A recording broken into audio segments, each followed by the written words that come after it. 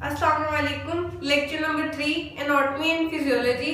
Previous lecture के अंदर हम लोगों ने टर्मिनोलॉजी ऑफ पोजीशंस पढ़ा था कि हमारी जो बॉडी है उसके ऑर्गन्स को डिस्क्राइब करने के लिए डिफरेंट पोजीशंस हैं, उनकी डेफिनेशंस हैं, उनकी टर्म्स हैं, वो हम लोगों ने काफ़ी ज़्यादा पढ़ी थी। ठीक है, सुपीरियर, इंफीरियर, वेंट्रल, डोर्सल, ये वगैरह सारी की सारी हम लोगों ने 9 जितनी भी थी वो याद की थी। ठीक है, आज हमारा जो टॉपिक है वो है टर्मिनोलॉजी ऑफ मूवमेंट। कि हमारी बॉडी जो सी है जितनी भी मूवमेंट्स दे सकती है, जितनी भी हरकत दे सकती है, हमारा जिस्म जो है उनको किन किन डेफिनेशंस के थ्रू हम लोग डिफाइन कर सकते हैं। ठीक है, किन किन डेफिनेशंस के अंडर हम लोग वो मूवमेंट दे सकते हैं, हमारी बॉडी के पार्ट्स चाहे हमारी पूरी बॉडी वो वाली मूवमेंट दे रही हो। ठीक है, तो टर्मिनोलॉजी ऑफ मूवमेंट्स जो सी हैं बेसिकली वो 5 है आपके सिलेबस में डिफरेंशिएट करके, मतलब टोटल 10 डेफिनेशंस हैं जिनको डिफरेंशिएट कर दें तो वो 5 हो जाती हैं, एक दूसरे के उलट होती हैं। ठीक है, तो वो 5 की 5 आप लोगों ने हर हाल में याद करनी है क्योंकि एमसीक्यूज तो मस्ट आएगा ही आएगा, लेकिन शॉर्ट क्वेश्चन भी जरूर इनमें से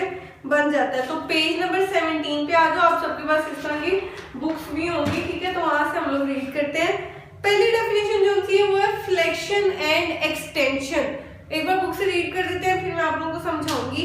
flexion and extension refer to a movement that decreases flexion और increases extension the angle between the body parts. Body parts के दरमियान एंगल को अगर कोई मूवमेंट डिक्रीज कर दे एंगल को तो उसको हम लोग कहेंगे फ्लेक्शन, और अगर बॉडी पार्ट्स के दरमियान एंगल जो है इंक्रीज कर दे तो ऐसी मूवमेंट को हम लोग क्या कहते हैं, एक्सटेंशन। एक्सटेंशन वर्ड निकला है एक्सटेंड से, खोल देना। ठीक है, एक्सटेंड। ठीक है, एग्जाम्पल मैं आपको देती हूँ। फॉर एग्जाम्पल ये मेरा लिम्ब है, मतलब हमारा बाजू है। अब ये मैंने बॉडी पार्ट के अंदर एंगल कम कर दिया। ठीक है, कि यहाँ पे छोटा एंगल बन गया। ठीक है, 2 बॉडी पार्ट्स है, ये फोरआर्म है और ये आर्म है। फोरआर्म और आर्म के दरमियान मैंने एंगल जो है वो कम कर दिया, एंगल डिक्रीज कर दिया। तो जब मैं 2 बॉडी पार्ट्स के दरमियान जब एंगल डिक्रीज हो जाएगा तो ऐसी मूवमेंट को हम लोग क्या कहेंगे, ऐसी मूवमेंट को हम लोग फ्लेक्शन कहेंगे। ठीक है, अब यहीं पे मैंने ये एंगल बढ़ा दिया। क्या एंगल बन रहा है, 180 का एंगल बन रहा है ना, 180 का प्लेन है बिल्कुल। ठीक है, तो जब एंगल इंक्रीज कर गया, 2 बॉडी पार्ट्स के दरमियान एंगल इंक्रीज कर गया तो उसको हम लोग क्या कहेंगे, ऐसी मूवमेंट को हम लोग क्या कहेंगे, एक्सटेंशन कहेंगे। ठीक है, फ्लेक्शन और एक्सटेंशन दोनों डेफिनेशन से समझ आ गई आप लोगों को। 2 बॉडी पार्ट्स के दरमियान अगर डिस्टेंस को अगर हम लोग इंक्रीज कर दे तो वो एक्सटेंशन होगा, अगर हम लोग डिक्रीज कर दे तो वो क्या होगा, फ्लेक्शन होगा। ठीक है, पहली डेफिनेशन की आप लोगों को समझ आ गई होगी। फ्लेक्शन के लिए आप लोगों ने एक लफ्ज याद रखना है डिक्रीज, और एक्सटेंशन के लिए इंक्रीज। ठीक है, ये कीवर्ड्स आप लोगों ने याद रखने, इसी तरह आप लोग को पूरी की पूरी डेफिनेशन जो सी याद हो चुकी है। पेज नंबर 17 पे प्रॉपर डायग्राम्स भी बनी है, उसमें आप लोग को एग्जांपल्स के थ्रू नजर भी आ रहा है। ठीक है, नेक्स्ट पेज पे आ जाओ, पेज नंबर 18 पे। नेक्स्ट डेफिनेशन है एबडक्शन और एडक्शन। ठीक है, एबडक्शन और एडक्शन दोनों में फर्क है। ठीक है, उधर बी है, इधर 2 बार डी है। एबडक्शन और एडक्शन दोनों वर्ड्स में डिफरेंस है। ऐसे अगर वर्ड्स में डिफरेंस है तो इनकी डेफिनेशन में भी डिफरेंस है। पेज नंबर 18 पे हम लोग डेफिनेशंस को रीड कर लेते हैं। Abduction and adduction refers to a movement of limb away और towards the medial line of the body, body की मीडियल लाइन। अच्छा, एबडक्शन और एडक्शन किसके लिहाज से, मिड लाइन के लिहाज से। मिड लाइन किसे कहते हैं, mid line basically medial line. ठीक है, आप लोगों ने पिछले लेक्चर के अंदर जब मैंने आप लोगों को पढ़ाया था टर्मिनोलॉजी ऑफ पोजीशन, तो उसमें मैंने आप लोगों को मिड लाइन का, मीडियल लाइन का बताया था कि ऐसी लाइन जो बॉडी को 2 इक्वल लेफ्ट राइट पार्ट्स के अंदर डिवाइड कर दे, ऐसी लाइन को हम लोग क्या कहते हैं, मिड लाइन कहते हैं या फिर मीडियल लाइन कहते हैं। अब ऐसी मूवमेंट जिसमें जो से लिम्स है, ये बॉडी पार्ट जो से है मिड लाइन से दूर चले जाए। ठीक है, अवे चले जाए, उनको हम लोग क्या कहेंगे, उनको हम लोग कहेंगे एबडक्शन। ठीक है, ऐसी मूवमेंट को हम लोग क्या कहेंगे, एबडक्शन। और ऐसी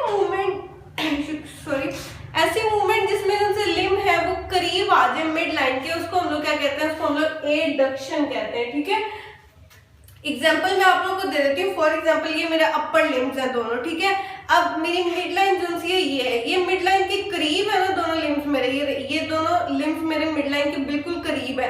तो ऐसे लिम्स या ऐसे बॉडी पार्ट जो मिड लाइन के करीब हो, टूवर्ड्स हो, उसको हम लोग क्या कहते हैं, उसको हम लोग कहते हैं एडक्शन, ठीक है।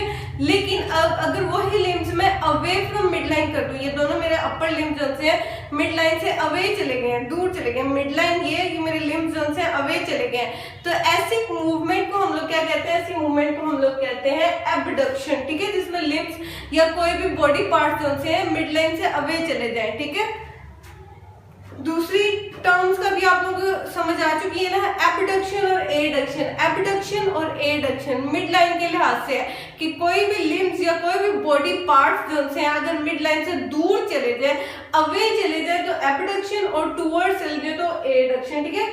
उसके लिए जैसे आपने डिक्रीज और इंक्रीज का वर्ड साथ ही याद रखना, इसी तरह इसमें आप लोगों ने एबडक्शन के लिए अवे का वर्ड याद रखना है और एडक्शन के लिए टूवर्ड्स का वर्ड याद रखना है, फिर आप लोगों को याद करने में डेफिनेशन मसला नहीं होगा, ठीक है। थर्ड डेफिनेशन की तरफ हम लोग आते हैं। थर्ड डेफिनेशन है एलिवेशन एंड डिप्रेशन। ऊपर वाली एबडक्शन और एडक्शन की प्रॉपर डायग्राम भी पेज नंबर 18 पे बनी है, उस डायग्राम के थ्रू भी आप लोगों को साफ साफ समझ आ रही होगी, ठीक है। आगे एलिवेशन एंड डिप्रेशन रीड कर लेते हैं हम लोग। Elevation and depression refers to the movement of bones toward upper side और towards the lower side depression, ठीक है। अब एलिवेशन आप लोगों ने एलिवेटर देखे होंगे अक्सर मॉल्स वगैरह में। एलिवेटर मतलब वो लिफ्ट वगैरह जिसे कहते हैं, उसका मतलब होता है ऊपर की तरफ लेकर जाना, एलिवेट करना, और डिप्रेशन का मतलब लोअर साइड पर नीचे लेकर आना, ठीक है। तो एलिवेशन के लिए आप लोगों ने वर्ड याद रखना है अपर, और डिप्रेशन के लिए आप लोगों ने वर्ड याद रखना है लोअर। अब ऐसी बोन्स या ऐसे बॉडी पार्ट्स जो ऊपर की तरफ मूवमेंट दे सकते हो, उनको हम लोग क्या, उस मूवमेंट को हम लोग क्या कहते हैं, एलिवेशन मूवमेंट कहते हैं। और ऐसे बॉडी पार्ट्स या ऐसी बोन्स जो नीचे की तरफ अपना मूवमेंट दे सकती है, उनको हम लोग कहते हैं डिप्रेशन कहते हैं। फॉर एग्जांपल हमारे शोल्डर है, ठीक है, जब हम इनको खींचते हैं तो हम लोग इसको उस तरह ऊपर की तरफ खींच सकते हैं ना, एलिवेट हो रहे हैं ना, हमारे कंधे जो से हम लोग ऊपर इनको उठा सकते हैं। तो ये कौन सी मूवमेंट हमारा शोल्डर दे रहा है, हमारे शोल्डर जो से एलिवेट हो रहा है, एलिवेशन कर रहा है, ठीक है। तो हमारे शोल्डर कौन सी मूवमेंट दे सकते हैं, एलिवेशन मूवमेंट दे सकते हैं। वही शोल्डर को मैं नीचे करूँ तो वो नीचे भी चल जाता है, हमारे कंधे जो से वो नीचे भी चल जाते हैं, मतलब हमारे शोल्डर जो से डिप्रेशन मूवमेंट भी दे सकते हैं। तो ये इसकी एग्जांपल क्या होगी, इसकी एग्जांपल हम लोग शोल्डर बोन्स की एग्जांपल दे सकते हैं कि जो हमारे शोल्डर के अंदर बोन्स होती हैं वो एलिवेट भी कर सकती हैं, डिप्रेशन भी कर सकती हैं, ठीक है। ये भी एग्जांपल आप लोगों की बुक में बनी है, पेज नंबर 18 पे आप लोगों को डायग्राम देख के समझ आ रही होगी कि जो हमारे शोल्डर बोन्स हैं वो एलिवेशन भी दे रहे हैं और डिप्रेशन भी दे रहे हैं। एलिवेशन के लिए आप लोगों ने क्या वर्ड याद रखना है, अपर, और डिप्रेशन के लिए कौन सा वर्ड याद रखना है, लोअर, ठीक है। तीनों टर्म्स ही एक दूसरे से मुख्तलिफ है ना। अब फोर्थ वाली हम लोग पढ़ते हैं। फोर्थ है डोर्सिफ्लेक्शन एंड प्लैंटर फ्लेक्शन, ठीक है। डेफिनेशन रीड करते हैं। Dorsiflexion and plantar flexion refers to decrease in distance और increase in distance between the foot and leg, ठीक है। अब डोर्सिफ्लेक्शन होती है, फ्लेक्शन का मतलब तो मैंने बताया था, फ्लेक्शन का मतलब क्या होता है, डिक्रीज, ठीक है। अब डोर्सिफ्लेक्शन डिक्रीज इन डिस्टेंस इस तरह है कि फुट और लेग है, अब हमारा पाँव जो है वो इस तरह करके होता है ना, अगर मैं पाँव को टांग की तरफ खींच लूं तो डिस्टेंस जो सा है कम हो जाएगा, एंगल जो सा है वो छोटा हो जाएगा।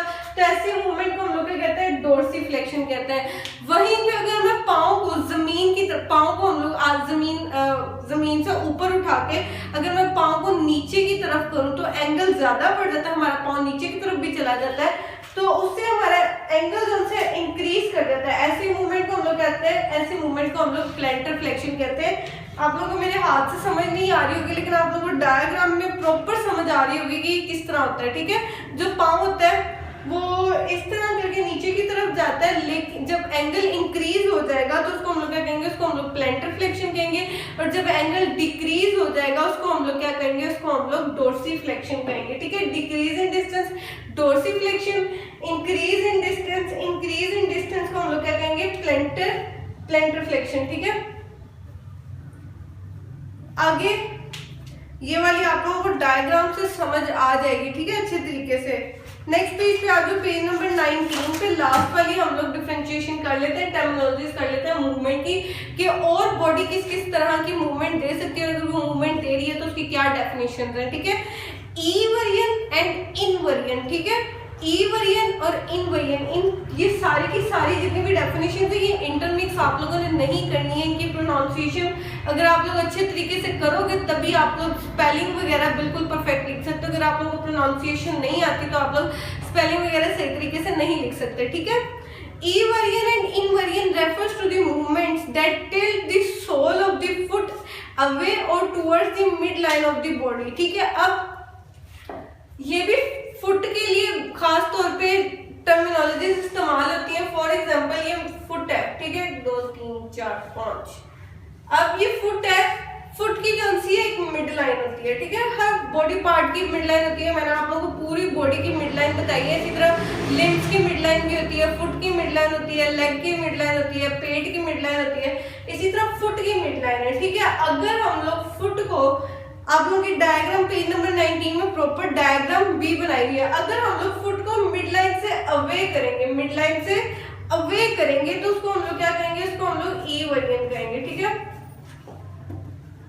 वहीं पे अगर मैं फुट को मिड लाइन के टुवर्ड्स करूंगी तो ऐसी मूवमेंट को हम लोग क्या कहेंगे, इन वेरिएंट कहेंगे, ठीक है।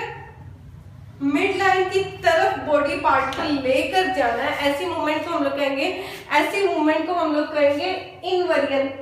इन इनटू, इन का मतलब इनटू, टुवर्ड्स, ठीक है। और ई वेरिएंट का मतलब अवे, मिड लाइन से दूर लेकर जाना, ठीक है।